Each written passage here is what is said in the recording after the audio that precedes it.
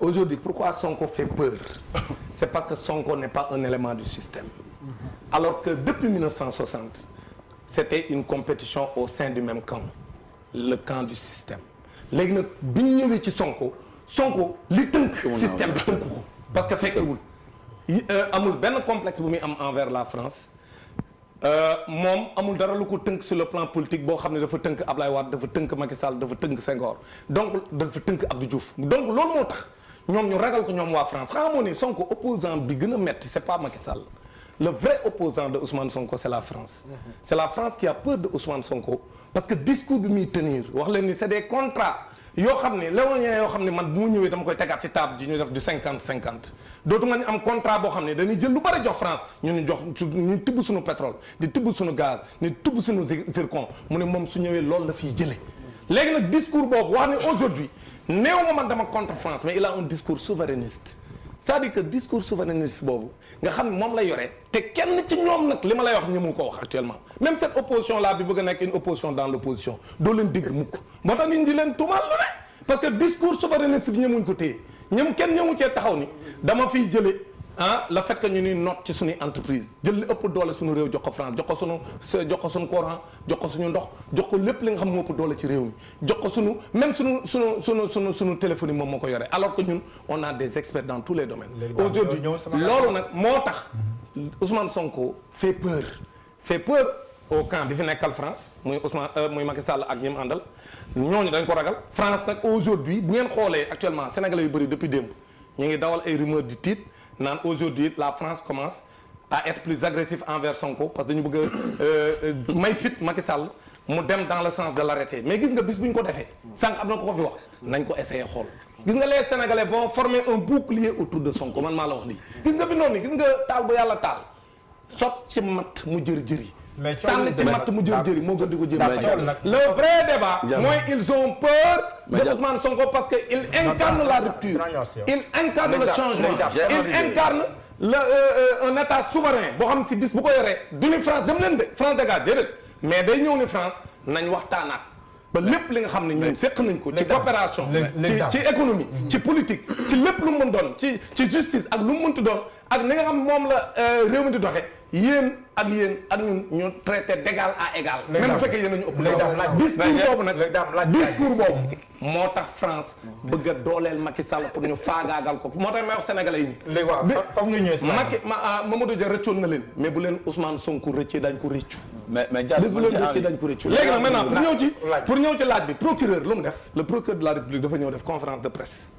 moom ci boppam moo tax sànq ma ne ko procureur bi ko wax sax gëmul li muy wax daan ni daa am ku tudd Ousmane Kabiline Diatta ay mbokkam d'ailleurs man wax naa leen ni génne leen ay mbokkam nee naa leen génne leen ay extrait wala carte d'identité ngeen wone ko ci même s'il vous plaît wax naa leen ñoom ay mbokkam bi ñu defee conférence de presse daan ni tuddul Ousmane Kabiline Diatta daan mi ngi tudd Ousmane Diatta xamul tax gis nga stigmatisation yi nii def xoolal ay mbokkam nee nañ Kabiline bi ab dëkk la bu mu dëkk mi ngi mel ne comme Dame Mbodj man Kiir Joom laa dëkk ñu ne Dame Kiir Mbodj c'est-à-dire il faut qu'il respecte les gens c'est-à-dire que loolu lépp c'est dans la manipulation du régime du président Macky Sall c'est-à-dire que ñu dem procureur bi ñu ñàkk loo ko fayda naan ko waxal ni naan defoon nañ ko xolal ñu ne ko léegi boo demee yow procureur ci sa conférence de presse waxal ni mu ngi tudd Ousmane Kabiline Diatta alors que tudd noonu état civil am parce que le procureur su lay enquête su lay joxee juge d'instruction wala mu jàppalu la day wax ni nii la tudd turam à l'état civil mais pas ni la tuddee du la jox ay sobriquet du la jox ay surnom du la jox lenn du xam ne Ousmane Diatta la tudd mais pour nelawal yenn sénégalais yi nga xam ne lu leen wax rek ñu teel na rajax mu dem dugal ca Kabiline alors que tuddul Kabiline Ousmane Diatta la tudd loolu mooy première may ma rek ma daal procès Imam Ndao par exemple may ma procureur daan na ko wax Imam Ndao ne ko bon imam bi sax bokk si mais pour teggin moo tax ma naan imam. boo bokkul non Mohamed il faut expliquer non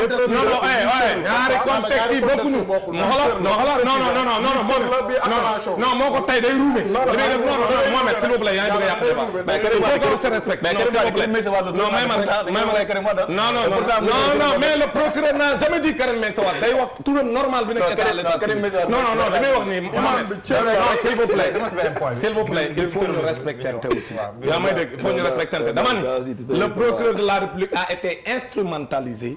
de façon éhontée mu dem di soppi turu jàmbur daal mi ngi tudd Ousmane Kabiline Diatta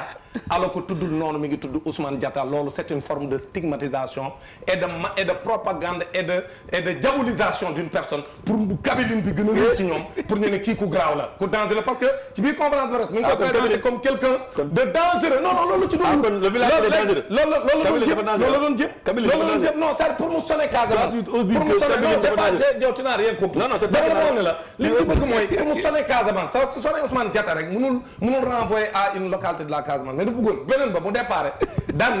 daan ni moom mi ngi déparé Sindian ñu koy xool nee na ci ressources numériques yi nee na ñu koy xool non may ma rek ñu xoolal non procureur da nga koy xool di rus quoi ma ni non regarde-moi ce procureur mu déparé ñu koy xool ba mu yegg si mu jógee Sindian ñu koy seetaan ñu ngi koy gis ci ressources numériques yi mooy effectivement le tracking ñun xam nañ ñoom police mu nañ ko def avec la Sonatel léegi nee nañ mu ñëw ba Kaolack ñu koy gis mu ñëw ba Mbour ñu koy gis ñu koy ñëw ba Dakar après ñu jàpp ko il est dangereux moom c'est pas vrai loolu amul waa ji xamal lu fi andi woon ñoom ñoo la ko gën a xam ay mbokkam nee nañ mësta dugg ci affaire rébellion moom day def ay opération tabaski loolu mu ne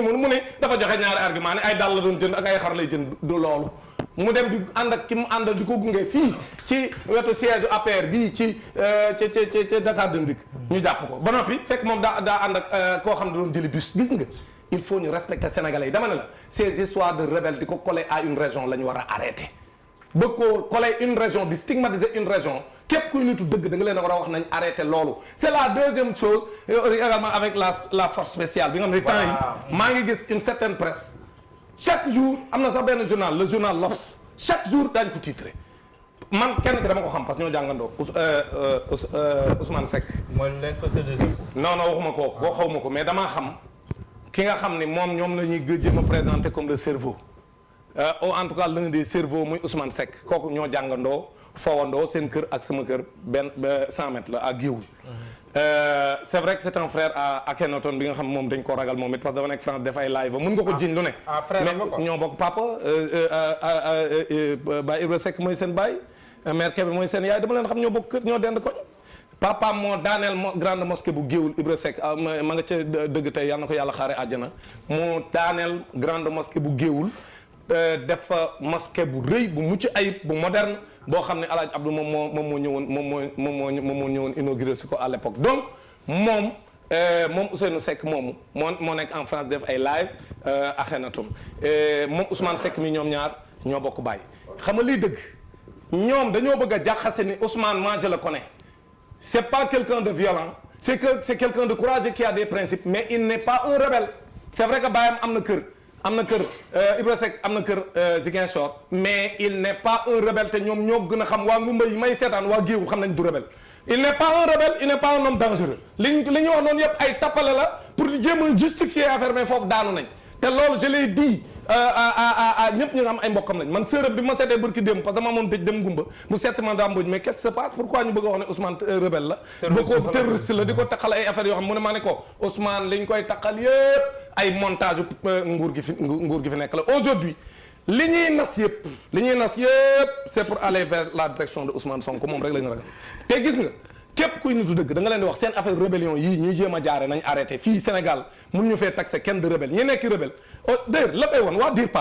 DIRPA ñoo fi def benn communiqué yàggul ni rébellion bi jeex na ñu ne rasé nañ Casamance bastion yi gënoon a am doole yëpp waxuñu ko wax nañ ko wala waxuñu waaw léegi kon kay ñun tiitatu rébellion bi nee nañ jeex na léegi tey ñu toog ba mu neex leen parce que dossier Adji Sarr yàqu na te ñoom dañoo bëggoon jàpp waa ji mënatuñ ko jàpp dem nañ ba xam ne non ma voilà xola ñu dem ba xam ne dossier Adji Sarr yàqu na mënatuñ koo jàpp ci dossier Adji Sarr bi léegi ñu ne léegi nañ jafandu ci ay dossier rébellion mais il faut être sérieux yi ñuy def ni yëpp ay tappale la dama ni mais Diallo man j'ai envie de buñ dire si on dit la vérité mooy encore une fois li président Macky Sall bëgg mooy porox ndoll ba mu jaar pour jàpp Ousmane Sonko gëmloo Sénégalais yi ne dafa am lien ak ay réseau ceci réseau occulte comme na ko ministre de l'intérieur waxoon en 2021 dama ni nañ bàyyi seen yëfu jaaxaan yi waa ji nan jàmmaarloo ak moom 2024 xamul tax parce que Sénégalais yi ku xool concert de casserole wala dañ ci ñëw ci kanam Sénégalais yi waa ji ñoom ñoo ko làq Ousmane Sonko Sénégalais yee ko làq tey nag réew boo koy jiite am 65% dem ba am 50 et quelques pour cent dem ci élection locale yoo mu dajalee say voix malgré 100 communes yoo invalidé tu n'as que 41 pour cent nga xam ne sénégalais ñu ngi lay bàyyi nga bëgg a jaay nit ñi doole Macky Sall koy wax dëgg dani ko da nga koy wax ne ko kaay leen ma jiite leen kaay jiite ñoo ko gën a neex Ousmane Sonko nag sénégalais ñoo ne ko kaay jiite ñu looloo tax fi mu toll nii mu déranger leen. lii rek la keneen ku la wax leneen mi ngi ciy jàpp Ousmane Sonko dérange parce que le peuple sénégalais est derrière lui. léegi nag léegi yii yoon yëpp ay tappale doon na ko lal mais amul benn argument pour mën a teg loxo ni mais tentative d'assassinat bi ni wax na. non Diallo xam nga. tentative d'assassinat ban. si projet yi loolu wax nañ ko presque wax na ko. dama ne la loolu yàgg nañ ko wax comme ni ñu defee Ousmane Kabiline Diatta bi même chose la. ils ont des journaux xoolal gis nga les journaux là man dama rus xoolal le lendemain des manifestations le lendemain dama ne la c'est des journaux corrompus d'accord les journaux sénégalais sur les quotidiens sénégalais là c'est des journaux corrompus la majorité c'est des journaux corrompus le lendemain de la manifestation du 17 bu ma seetaanee titre yi dama rus yow ñu rey ñetti sénégalais au lieu nga indigné par rapport aux sénégalais qui ont été tués ngay taxaw di jubiler xoolal soo lire la presse soo xoolee revue de presse yi da ngay ruus xamul tax dañ doon jubilé di wane ne Macky Sall maîtrise la situation nga gis ne kon c'est une presse corrompue à la solde du pouvoir